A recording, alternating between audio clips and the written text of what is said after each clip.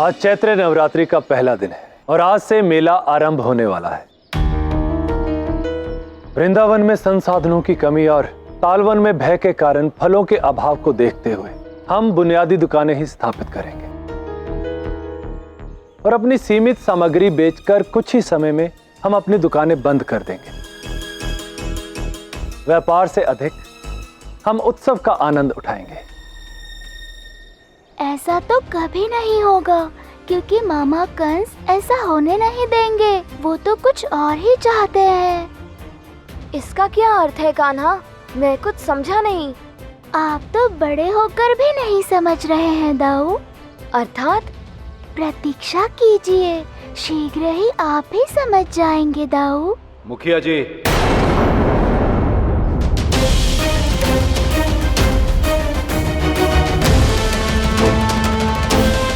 आशा करता हूँ कि सभी वृंदावन वासी चैत्र नवरात्रि मेले को भव्य बनाने के लिए सज्ज हैं। अभी तक हमने कोई योजना नहीं बनाई। नहीं बनाई तो बनाइए मुखिया जी, क्योंकि मेला समाप्त होते ही अंत में वृंदावन और अन्य गांव के लोगों को महाराज कंस को उपहार स्वरूप 500 स्वर्ण मुद्राएं जो देनी होंगी।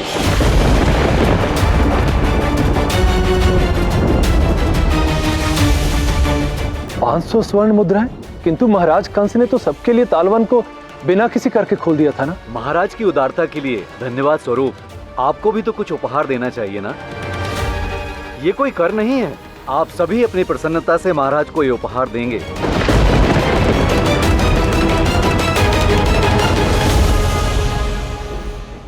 यदि मेले में भाग ही नहीं ले पाए तो इतनी सारी स्वर्ण मुद्राएं उपहार में कैसे दे पाएंगे हम?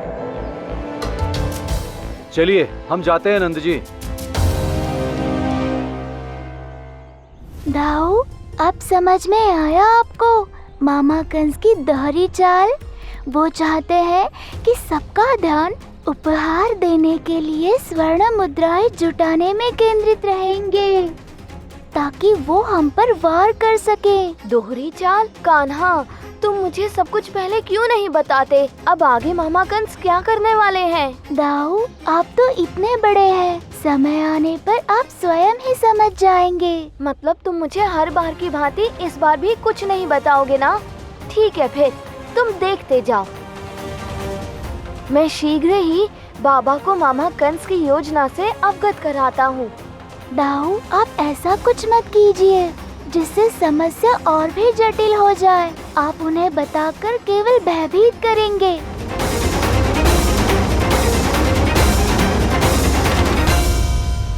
नंद बाबा। क्या बात है बल? बाबा वो। कहो बल, कुछ कहना चाहते हो? नहीं दाऊ, आप ऐसा कुछ नहीं करेंगे। क्या बात है बल, तुम कुछ बोल क्यों नहीं रहे? बल, क्या हुआ? कुछ बोलना चाहते हो? बाबा, वो मैं कुछ विचार कर रहा था। कैसा विचार? हम आपको बताना चाहते थे कि।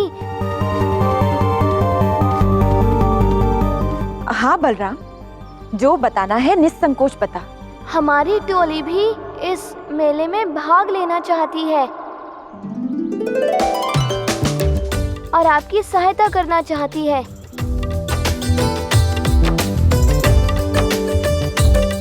ये तो बहुत ही उत्तम विचार है बलराम। हम इस मेले में एक दुकान बच्चों के लिए भी लगाएंगे और इसी बहाने बच्चे व्यापार करना भी सीख जाएंगे। मेरा समझदार बन, मुझे तुझ पे गर्व है।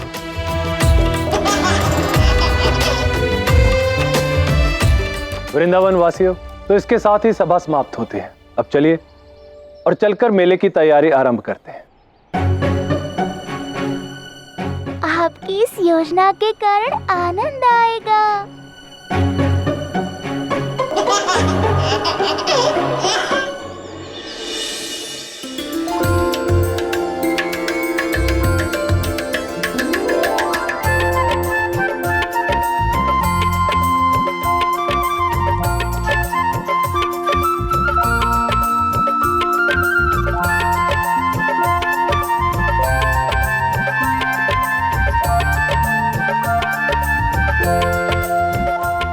वृंदावन, ये है हमारा स्थान। हाँ दाऊ, ये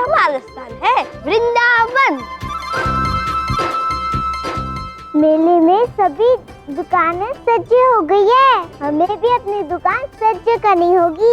हमें अपनी दुकान श्रेष्ठ दुकानों से हिंद और मोह करनी होगी। वो करने से पूर्व ये तो सोच लो कि हम अपनी दुकान में कौन सी वस्तु की बिक्री करेंगे। इस विषय में तो हमने विचार ही नहीं किया।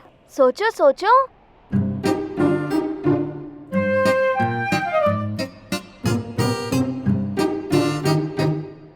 मिष्टान।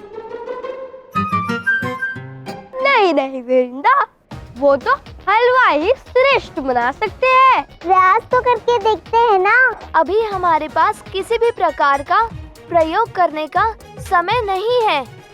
कोई ऐसी वस्तु सोचते हैं जिसे हम कम समय में बनाकर उसकी बिक्री कर सकें। कान्हा, तुम्हारे पास कोई विकल्प है तो बताओ ना। अभी मैं व्यस्त हूँ दाऊ। पुष्प की बिक्री कैसी रहेगी? नहीं वृंदा, उसे लाने हमें बहुत दूर जाना पड़ेगा। क्यों ना हम माखन की बिक्री करें? अच्छा हुआ मैंने अपना माखन खा लिया, नहीं तो ये सुदामा मेरा भी माखन बेच देता। अब तुम्हारा माखन खाना हो गया हो तो हमारी सहायता करोगे कान्हा? अवश्य दाऊ।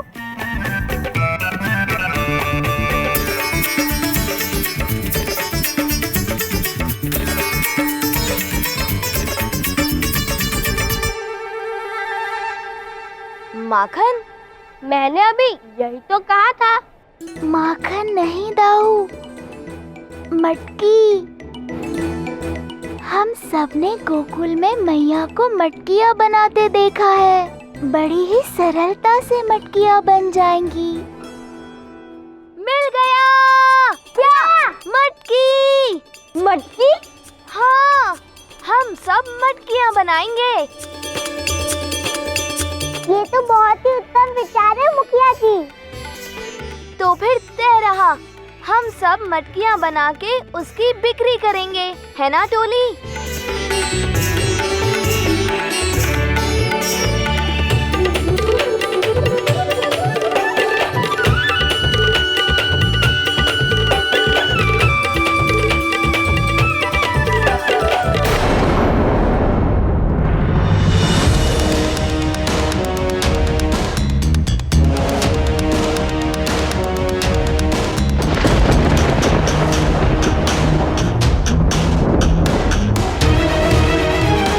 मुझे प्रसन्नता होगी यदि मैं भी आपके व्यापार में कुछ योगदान दे पाऊं। देनुक, तुम्हारा स्वागत है। कोई आवश्यकता नहीं, हमारी टोली सक्षम है। दाऊ, मैंने आपसे कहा था ना कि जितने अधिक खिलाड़ी उतना बड़ा खेल। छोटे मुखिया जी रहने दीजिए ना, हमारी सहायता ही तो कर रहा है। बलराम, मुझे केवल एक अवसर देकर तो देखिए, मैं आपको निराश नहीं करूंगा। अरे अब तो मान जाओ दाऊ। ठीक है ठीक है।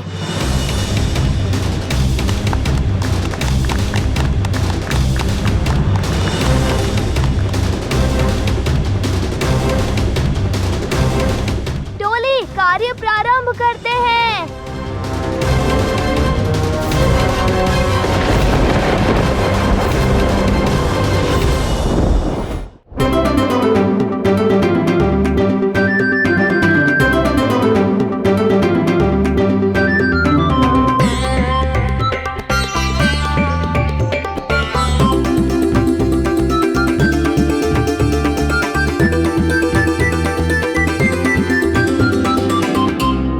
पहले छोटी छोटी मटकियाँ बनाते हैं, इससे हमारा समय भी बचेगा और मटकियाँ भी अधिक बन पाएंगी।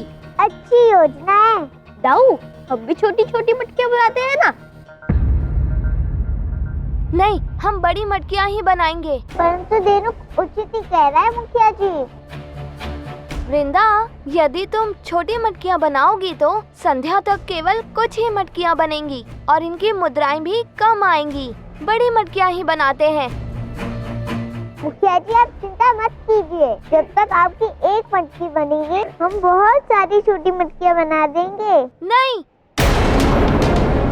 जैसा मैं कह रहा हूँ वैसा ही करो। ये मेरा उत्तरदायित्व होगा कि हमारा व्यापार सफल हो, हमारे व्यापार से अधिक धन कमा सके। हम वही करेंगे जो मैंने योजना बनाई है। कोई बात नहीं, जैसा छोटे मुखिया जी कह रहे हैं हम वैसा ही करेंगे। ठीक है।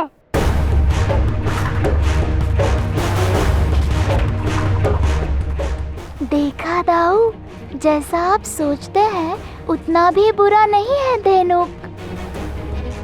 देखा कैसे उसने आपको नेतृत्व करने को कहा। उसके पास और कोई विकल्प भी नहीं है।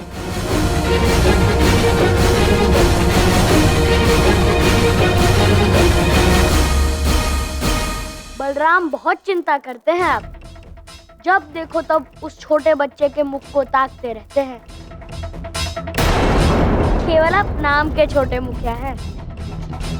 नहीं दाऊ, वो केवल आपको उकसाने के लिए कह रहा है, बस आप ध्यान मत दीजिए। क्या कहा तुमने? एक बार पुनः कहो। लगता है छोटे मुखिया जी को कम सुनाई देता है। मैंने कहा कि आप नाम मात्र के छोटे मुखिया जी हैं।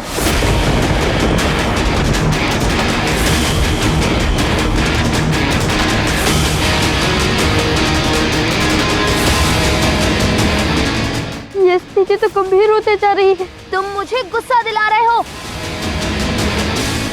तुम्हारी हिम्मत कैसे हुई ये बोलने की?